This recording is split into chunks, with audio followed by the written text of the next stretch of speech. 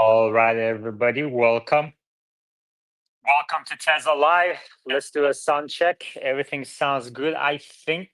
Um, we were starting a little few minutes early today. We're going to end early as well. I got things to do. Um, let's get started. Tesla stock is up about 10%, $274 per share. Um, Nvidia is up 4%. All Max 7 are up today. Dow Jones have come down a little bit to now up only about 1.1%. Nasdaq is up 2%. S&P 500 is up 1.6%. Russell 2000 up 2%. Let me know how the audio quality is. I would appreciate that. Thank you very much for those of you who just jump on in the very first minute and let me know. It really helps me out a lot. I got some hardcore fans. I love it. All right. Um, This morning, we got the S&P Global U.S. Manufacturing PMI preliminary reading for March at 49.8. Services jumped to 54. We're going to go into that a little later. I want to see what the detail there is. Yield curve is up quite a bit, and it's also a little flatter. 5-year Treasury yield is at 4.08. 10-year Treasury yield is at 4.32. I expected this after the Fed meeting, but it was actually weaker. The yields were a little weaker than Fed meeting. I think it's because of the quantitative tightening being halved and treasuries being essentially ended. So we're seeing the reversal of that today to a range I expected already. So let me just take a note of that. 10-year yield stays 4.3 or more, maybe moved forward this week. Okay, so that I was off by about, that was 319. I was off by a day, basically. Okay, we're gonna count to the W. Okay. All right. And then um okay, cool. Now, there's some Trump tariff optimism going on. I think it might be a little too early to jump to that conclusion, but yeah, it is what it is. The stocks don't wait. There's a lot of hype around these companies that are trading up today. And Tesla obviously had to come down really fast, a lot. So it's now bounced about $60 per share, so about 30% from the low it saw a couple of weeks ago. And I think the fundamentals of the company is weak and weakening as well. So um, we're nowhere near done with the drop, in my opinion. But maybe I'm wrong. Maybe we'll see. All right. Let's read this article from Reuters to get a kind of summary of the day.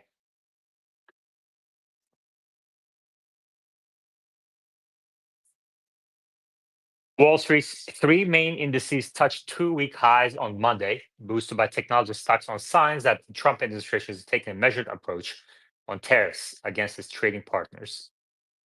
U.S. President Donald Trump administration is likely to exclude a set of sector-specific tariffs that are on track to be imposed on April 2, according to media reports over the weekend.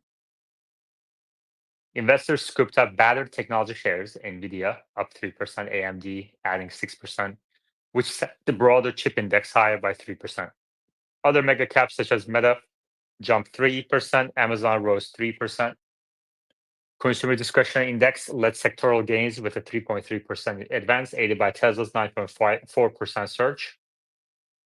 Speaking of repercussions of Trump's fluctuating trade policies, Chris Zaccarelli, CIO of Northlight Asset Management, said, "We think the biggest impact is that the uncertainty has at least slowed down or potentially frozen a lot of business activity."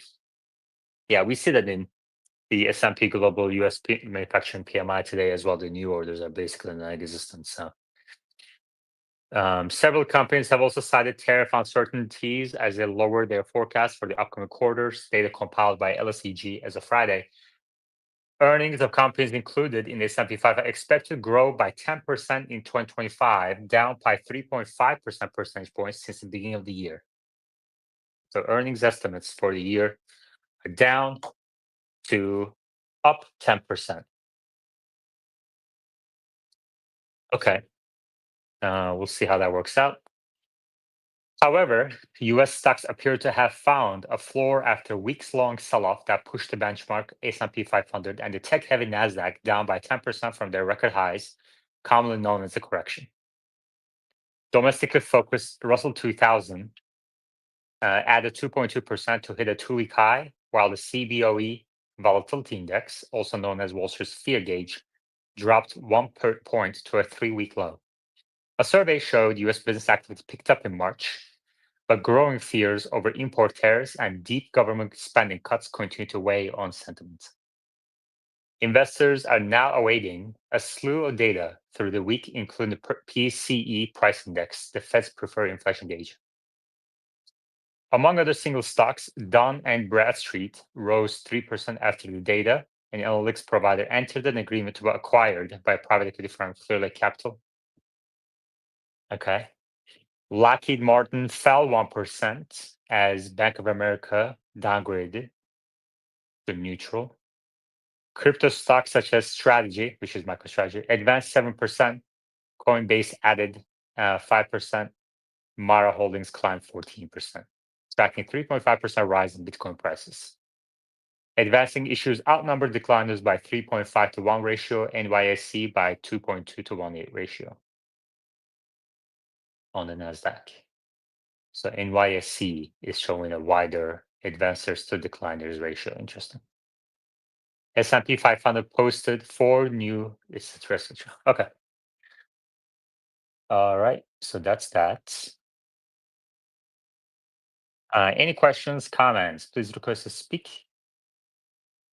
Otherwise, we're going to review the S&P 500 global. Let me just check one thing real quick.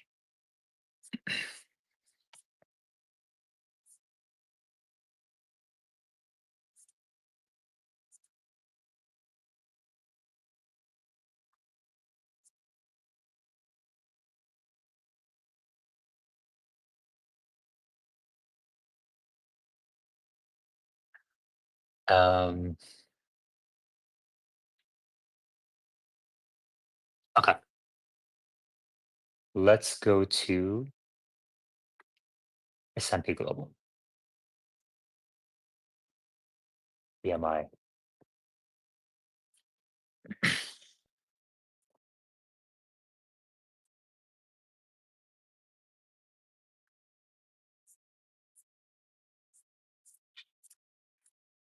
It's about 3, 4 pages. I'm just going to read through and learn about the survey a little bit more.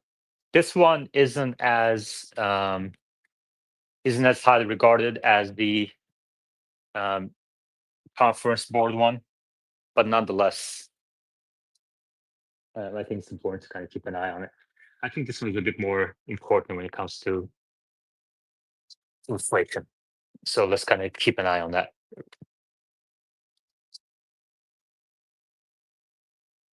Flash US PMI Composite Output Index 53.5. No, this is not the one we're looking for. Hold on 1 second. March 24. That is today. Oh, that's composite. Okay. Flash US PMI Composite Output Index 53.5 versus February's 51.6, a 3-month high. It's driven by services. Flash services PMI up to 54.3 versus February's 51. And the manufacturing was down 48.8. So that's below 50. So manufacturing is back in the contractionary side versus February's 54.5. I think in February, companies really accelerated their imports. But let's see how this downturn impacted PPI, the prices input. US business activity growth picked up momentum in March, according to Flash PMI survey data, as a marked upturn in the services sector offset a renewed fall in manufacturing output. However, business expectations for the year ahead fell to their second lowest since October 2022, as companies grew increasingly cautious about the economic outlook, often citing worries over customer demand and the impact of aspects of new administration's policies. Jobs growth was also subdued amid heightened uncertainty about the outlook and concerns over rising costs. Input price inflation accelerated sharply, especially in manufacturing, to a near 2-year high. So there you go. So even though new orders are down substantially, input price inflation in manufacturing accelerated sharply. So let's take a note of that. So this is US global S&P PMI for March 25. Uh, Input prices up sharply to near 2-year high. Near two. I just don't think the Fed can cut into this type of environment. Um, so let me take a quick look at where the CME Fed watch is. Next meeting in 44 days. The markets are expecting 12% probability of a cut in May, on May 7th. But the 70% probability of a cut by June. Yeah, that's gonna be tough. Okay. Often attributed to impact by tariff policies. However, competition limited the pass-through of higher cost to selling prices. There you go. So that means lower margins. And earlier we discussed how people still expect a 10% increase in earnings. So how is that going to work? Competition prevents pass-through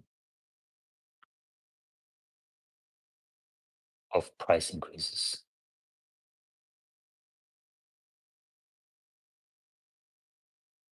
And I think that will lead to lower margins in 25.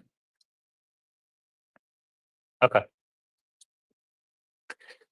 The headline S&P Global US PMI Composite Output Index rose nearly 2 points in March, up from 51.6 in February to hit a 3-month high of 53.5, according to preliminary flash reading, based on approximately 85% of usual survey responses.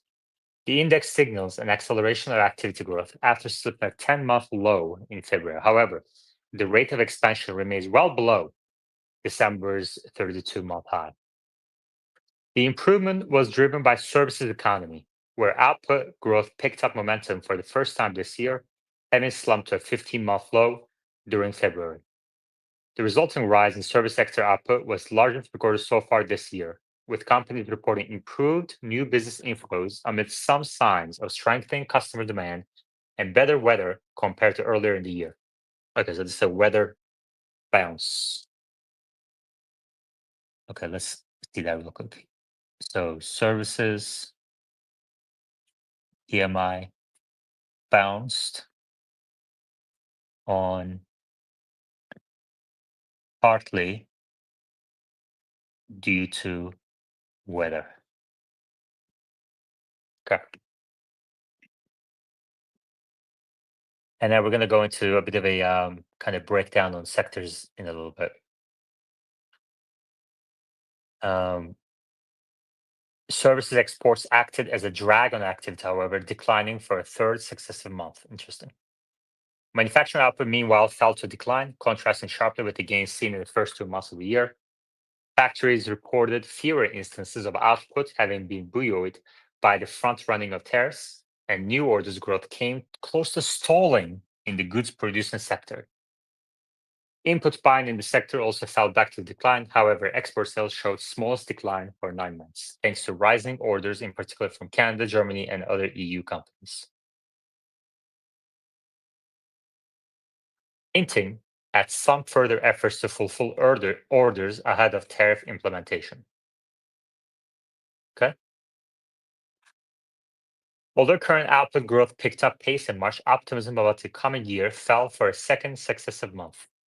The decline took confidence to its lowest since October 2022, barring the nadir seen last September. when business was unsettled by uncertainty ahead of the presidential election. Okay, let's take that out real quick too. Outlook and confidence lower for second month in a row.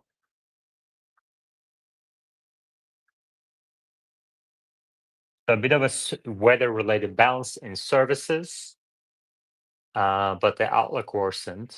There's some pullback, continued pullback of, especially on services exports, continued pull forward of demand, and we'll see what that translates to in April. Okay. On one hand, sentiment about the future manufacturing remained among the highest seen over the past 3 years, which factors commonly linked to hopes of stronger demand amid supportive trade and other policies such as lower taxes. On the other hand, services sector confidence deteriorated for a third consecutive month, sliding noticeably from December's 1.5 year high to its second lowest since October 2022. The deterioration in services sector confidence was attributed to concerns over the adverse impact on demand for services and financial markets of federal spending cuts, tariffs, and wider policy changes from the new administration. Hmm, okay, okay. Employment rose slightly in April, returning to growth after a small decline in February. That's the typo. That should be March. The upturn was led by renewed hiring in the services sector. However, even here, the rate of job creation was marginal and much weaker than the turn of the year. Some companies reported job losses due to sluggish demand, plus a wariness to hire due to uncertain outlook. Manufacturers in particular reported concerns over payroll numbers and rising costs, cutting headcounts for the first time since last October. Okay, so manufacturing hiring is negative. Prices, cost pressures intensified across the economy in March. Across both goods and services, input costs increased at the sharpest rate for 23 months, surging especially in manufacturing, where the rate of inflation hit a 31-month high, but also picking up further pace to an 18-month high in the services sector. Yeah, I mean, this is where the story really is. Um, let's see. Input costs,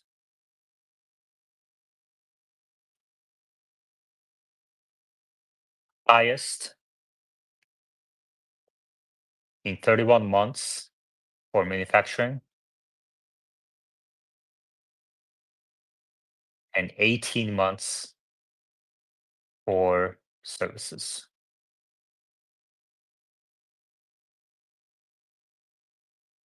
Yep. Higher costs were first and foremost attributed to tariffs, though increased staffing costs were also widely reported. Higher costs fed through to a steeper rise in manufacturing selling prices, which rose in March at the sharpest rate for 25 months. The March survey also saw a modest acceleration in services selling price inflation, albeit to a level that was historically subdued, as firms reported the need to offer competitive prices in a weak demand environment. The resulting combined increase in prices levied by companies across both sectors was the second largest seen over the past 6 months, surpassed only by the rise seen in January, but remaining below the survey's long run average. Hmm,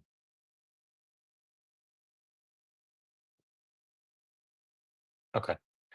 So they're trending upward, except for services prices charged. So the PMI is higher on both manufacturing and services. CPI, so PPI is higher. CPI is manufacturing is higher, but services a little lower, subdued. Okay. S&P Global Flash Investment PMI fell from 52.7 to 49.8. Production fell for the first time this year, with employment also declining for the first time since last October. Inventories of inputs likewise fell in March and have risen for the first time in a year in February. Further downward pressure on PMI came from a slowing of new orders growth to a marginal pace after 2 months of solid gains and an easing of supplier delays. Longer lead times are generally seen as positive for growth as they indicate busier supply chains. Okay. So manufacturing resumed shrinking here, which I think I bet that, but I can't find it right now. A welcome upturn in services. I think there's some commentary from the chief economist here. Let's read that. A welcome upturn in service sector activity in March has helped propel stronger economic growth at the end of the first quarter. However, the survey data are indicative of the economy growing at an annualized 1.9% rate in March and just 1.15% over the quarter as a whole, pointing to a slowing of GDP growth compared to the end of 2024. Near-term risks also seem tilted to the downside. Growth is concentrated in the service sector as manufacturing fell back into decline after the front running of tariffs had temporarily boosted factory output in the first 2 months of the year.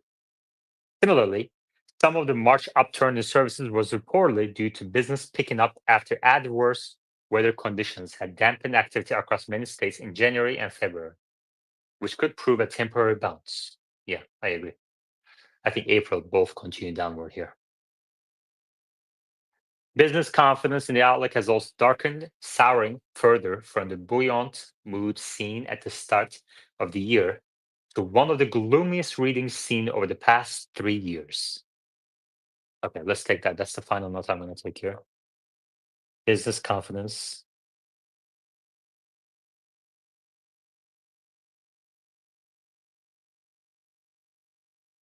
Outlook. Gloomiest in 3 years. Yeah.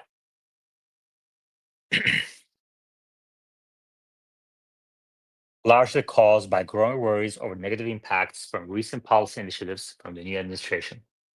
Most widely cited were concerns about the impact of federal spending cuts and tariffs.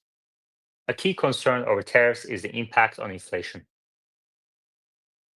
with March survey indicating a further sharp rise in cost as suppliers pass tariff-related price hikes onto U.S. companies.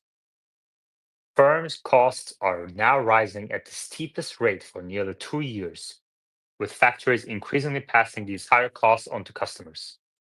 Thankfully, from the Federal Reserve's perspective, services inflation remains relatively subdued, but this reflects the need to keep prices low amid weak demand, which will harm profits.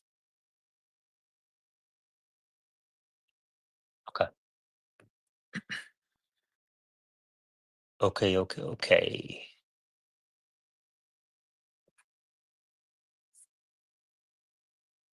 Final March data are published on April 1 for manufacturing, April 3 for services and composite. S&P Global Flash US PMI is compiled by S&P Global from responses to questionnaires sent to survey panels of around 650 manufacturers and 500 service providers. The panels are each stratified by detailed sector, company workforce size based on contributions to GDP. The services sector is defined as consumer, excluding retail, transport, information, communication, finance, insurance, real estate, and business services.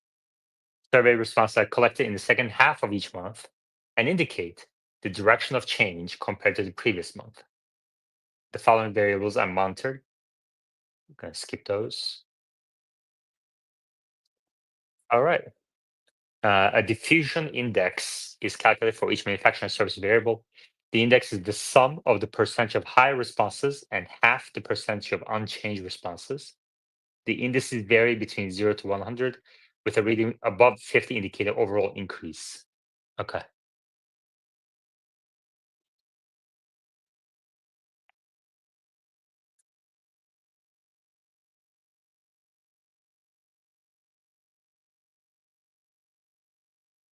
Flash data are calculated from around 80 to 90% of the total responses and are intended to provide an accurate early indication of the final data. Since flash data were first processed, the average differences between final and flash values for the headline indices are composite output 0.1. Wow. Services business activity index 0.1. Manufacturing PMI 0.0. That's amazing. Okay. Available for 40 countries.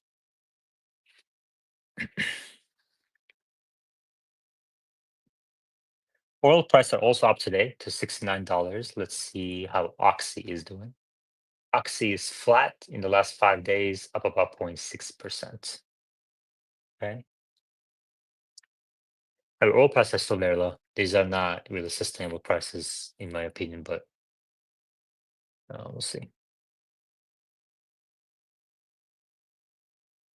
Lionsgate is down 5%. Bayer is down 7%.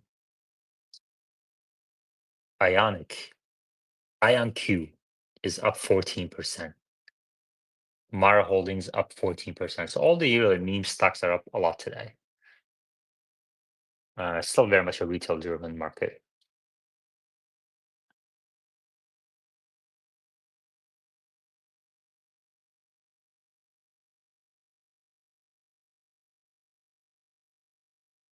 There was an Inside EVs article published on Friday morning. Tesla Cybertruck sales dropped 32.5% in February, according to Cox Automotive. Cybertruck sales had been on a downward trajectory for months, suggesting a demand problem. The wider backlash against Tesla could also be harming Cybertruck sales. Cybertruck sales in the US dropped by 32.5% between January and February to an estimated 2,619 units. So really a drop in the bucket for the entire market. And the product has been out now for more than a year. I don't remember a Tesla product that has been less popular. So this is at the top of our screens now. This is Inside EV's article. I don't remember a Tesla product that's been less popular than the Cybertruck after 1 year. I mean, when I think of the Model 3, that started in mid-Jan 2017. In 2018, there was still a backlog. Despite the high prices, it was supposed to be 35,000. It started at 55,000. And 1 year later, there was still a backlog. And then Tesla introduced the performance version in the third quarter of 2018. And then end of 2018, there was a kind of market sell-off, and there were issues around the $75 credit expiring and stuff. So Tesla had to do a mid-range. And then early 2019, they did the standard range. But Cybertruck just hasn't been able to. I don't think Cybertruck has reached escape velocity. So the negative margins, gross margin for Cybertruck, I don't think that's ever happened. Like it wasn't the case for Model S, wasn't the case for Model X or the Model 3, and definitely not for the Model Y, obviously, and in any region. But the Cybertruck is more like R1S, or sorry, R1T, than any other Tesla product in terms of financial performance. So I think we're going through a period where people denied for a while how Rivian is going to go bankrupt. And I think, like, I don't hear from Rivian bulls anymore. So maybe they kind of accepted that eventuality. But Cybertruck, people are really excited about it. And, maybe it would have done better if interest rates were lower or if Elon hadn't become politically active.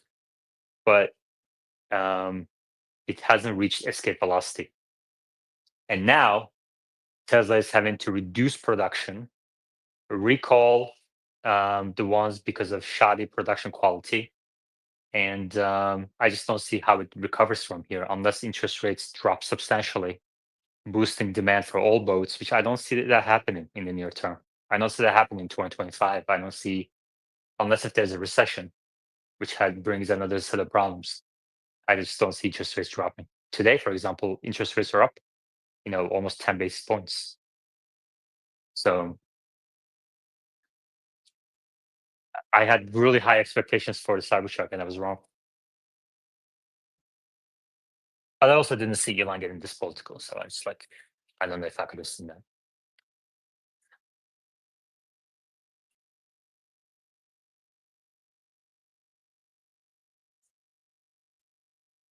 Monthly Cybertruck sales peaked in, according to this Inside EVs article, which you can just find if you Google Tesla Cybertruck sales are falling off. Monthly Cybertruck sales in peaked in September, more than 5,000 units, and in Q3 of 2024, Tesla had, according to Troy, Tesla had accumulated um, a ton of performance Cybertrucks, the Beast, which obviously have higher margins, and Foundation Series and Beast. And they said they achieved positive gross margin. But since then, the production and deliveries have declined. October, November, December, January, February is the lowest.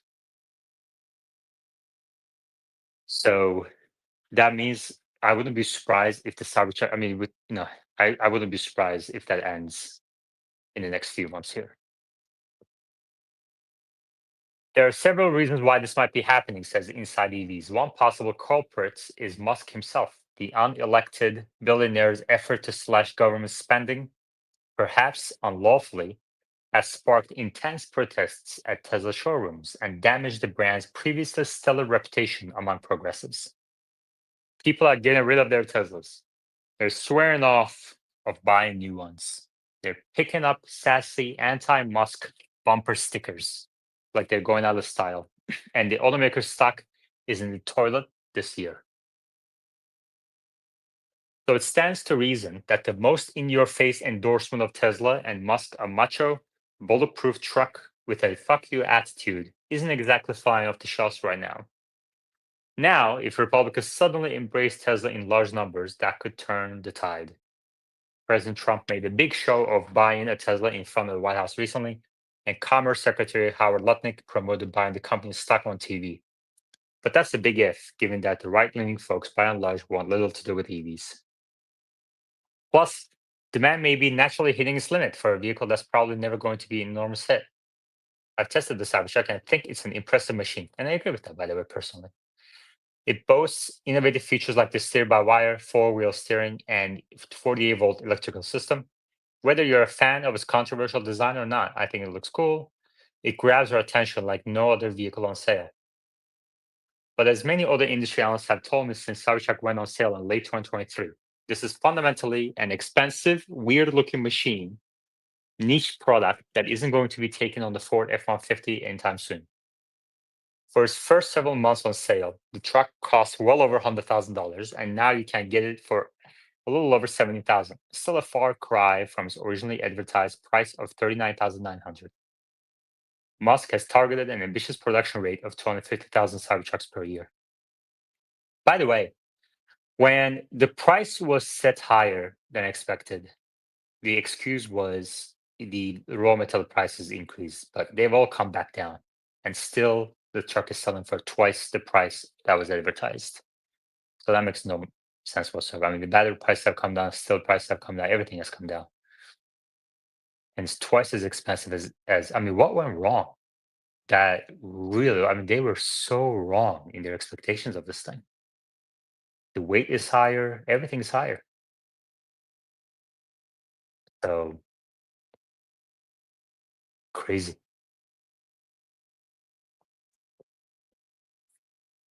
All right, let's see what else. I'm gonna do a quick skim of this one thing here.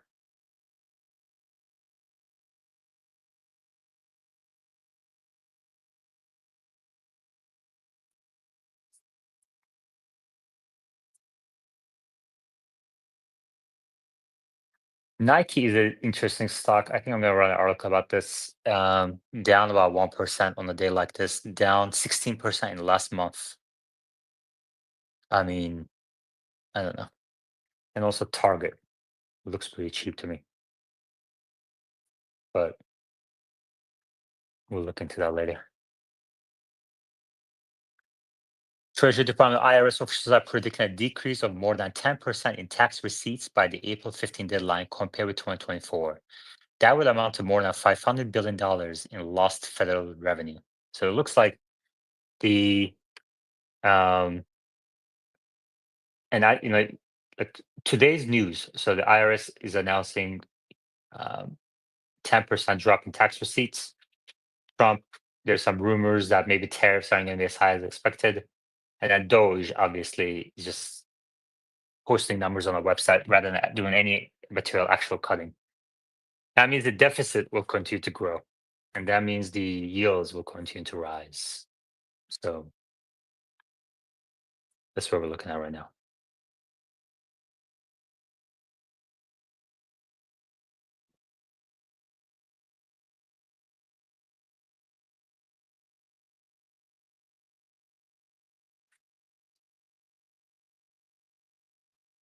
Trump world cheers markets with talk of narrowing April 2 tariffs to the dirty 15. Trump administration officials have tried to get a message out in recent days that markets may be overestimating the planned scope and scale of reciprocal tariffs looming in just over a week's time. It's an effort that comes amid growing fears that investors could be in for a shock when April 2 rolls around. But this push to calm markets faces plenty of open questions, from whether Trump is willing to allow a possible narrowing of his immediate term tariff plans to how much these latest signals actually diverge from the formal plans unveiled weeks ago. For his part, President Trump himself appeared more interested in broadening the scope of that key deadline Monday morning when he posted that part of the new April 2 tariffs, which he has taken to calling Liberation Day, will include new secondary tariffs on anyone that purchases oil from Venezuela because of immigration issues. Monday's missive came after a weekend that included stories, first on Saturday in Bloomberg and then Sunday in the Wall Street Journal, featuring administration officials telegraphing a narrower set of tariffs to be unveiled on April 2nd.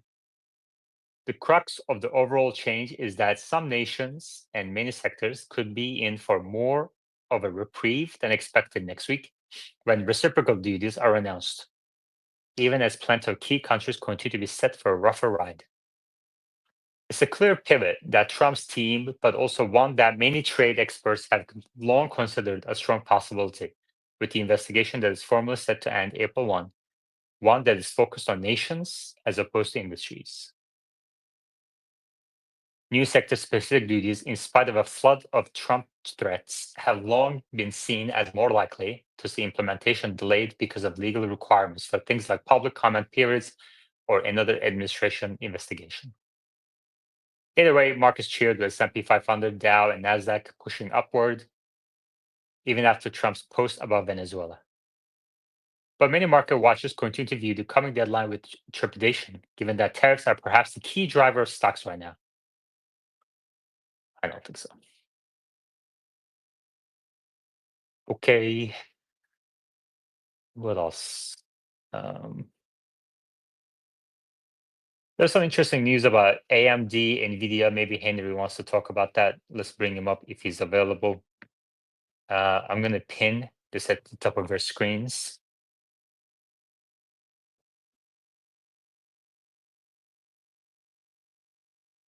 Here's the post about CUDA. And I'm going to read the response by Wes after that. So this post says, let me see if there's any questions on Google. This post says the CUDA moat is sooner to be over. AMD says MI300X delivers over twice the DeepSeek throughput compared to NVIDIA's H200. This impressive performance is boosted by Aider, AMD's new library of optimized AI kernels that accelerates training and inference on its GPUs. Aider has instantly doubled the inference performance of MI300X from 6,400, etc., etc., blah, blah, blah. Okay. So basically, Aider, AITER, I don't know if that's how it's pronounced, but I'm going to go with Aider, doubled the inference performance of MI300X. Now, one red flag here is that um, this is being compared to H200, And obviously, Nvidia is moving on to Blackwell already. And in the last week's presentation, Jensen said, why would you buy Hopper? So he kind of cannibalized his own product there, showing confidence in Blackwell. It could also be just talk, who knows? But Daniel Romero, um, I've seen posts from him before, and it seemed like he knows what he's talking about. So the key question here is, which by the way we have discussed before, about DeepSeek kind of circumventing CUDA, and now AMD has its own AI library as well. And let me just read this explanation. This announcement from AMD is quite significant. The MI300X achieving over double the inference performance of NVIDIA's H200 with the help of their optimized AI kernels indicates that AMD is finally making meaningful strides toward challenging NVIDIA's CUDA moat. It's actually more than double. 6485 tokens per second to 13,700. So double would be a little less than 13,000. So like 55%. Sorry, 2.1 times. This directly surpasses NVIDIA's H200 GPU by more than double on DeepSeek workloads, marking a substantial achievement. AMD's introduction of either a library optimized AI kernels is key. It's specifically designed to accelerate training inference tasks. The immediate doubling in inference throughput highlights the importance of software optimization, indicates AMD is beginning to close the software gap that NVIDIA has long leveraged. NVIDIA's CUDA ecosystem has dominated because of its extensive software optimization, developer support, and performance benefits, with AMD aggressively enhancing software capabilities and clearly demonstrating substantial performance gains. NVIDIA's software advantage might diminish faster than anticipated. If AMD continues rapidly advancing both hardware and software optimization, developers could increasingly shift towards AMD GPUs, weakening NVIDIA's long-standing competitive advantage. Okay. Now, here's what Wes says, who is a NVIDIA bull. See what that he says. Interesting. Thanks for sharing. The blog goes over details but does not provide a way to directly reproduce all the steps, which they open source it all on GitHub. They do have a try today section, but it only has a pre-built Docker container. I bet someone rips this open and exposes steps to recreate it. Okay. So he doesn't deny it, but in his usual way, he says, this is just an announcement. Let's see it in the real world. Okay. Well, lack of denial, Alex, is a good sign for NVIDIA shorts.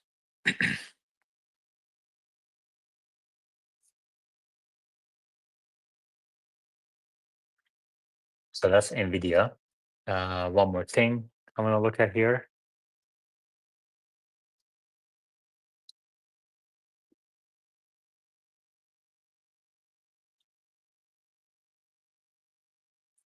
Consumer spending is declining with recent airline industry negative pre-announcements are confirming data points. Yeah, I mean, flights are getting really cheap actually.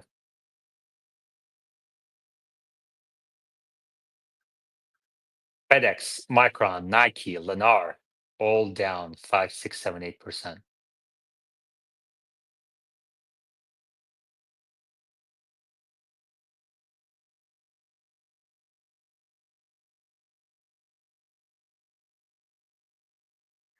Revenue estimates are coming down. Valuations are really high. Margins, I think, are going to come down as well.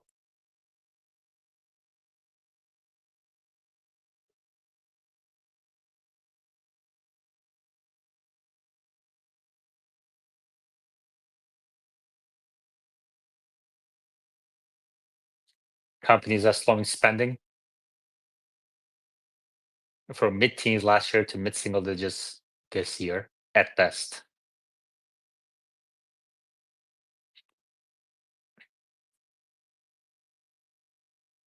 Fed seems to want to cut because rates are meaningfully restrictive and they consider inflation once again transitory, but they are in no hurry to do anything because of uncertainty.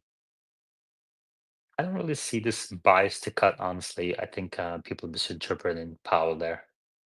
but I don't think we're going to get a cut in May. I think that's the probability of that happening is very, very low. I'm actually bet for that end somehow.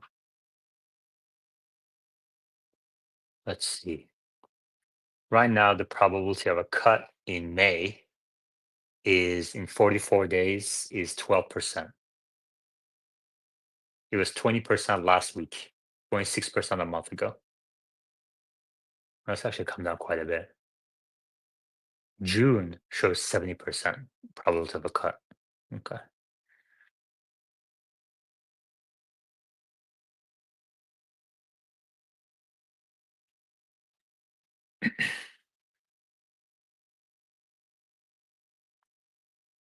All right. If there are no questions, we're going to end this space here. Going once, going twice, going thrice. I see no questions on YouTube. All right. Well, thank you very much, everybody.